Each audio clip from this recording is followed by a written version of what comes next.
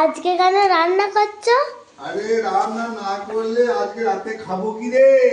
তোর মায়ের খুব শরীর খারাপ, উঠতে পারছে না, খুব দেখছি সারা আমার কষ্ট হচ্ছে, ঠান্ডা লেগেছে। তার জন্য আজকে এই রান্নাটা একবার একটু করে নিই, তাহলে খাবো, খেতে হবে তো। তার জন্য একটু করে দিতে হবে। আর একটা দুটো ডিম ভাজবো, তোর আর আমার আর তোর মায়ের জন্য অল্প হবে, বুঝলিস? এইটার জন্য আজকে রান্নাটা করছি। অনেকদিন রান্না বান্না তো হয়নি কিছু।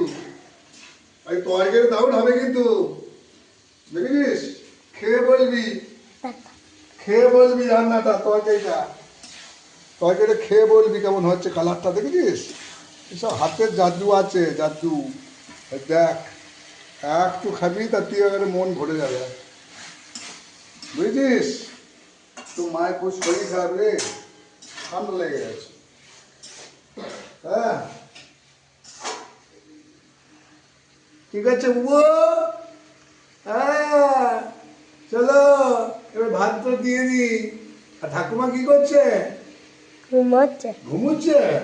ও, ঠাকুমাকে বল যে বাবা রান্না হয়ে গেল, তুমি ওঠো, নিয়ে দুটো মুড়ি খেয়ে নাও।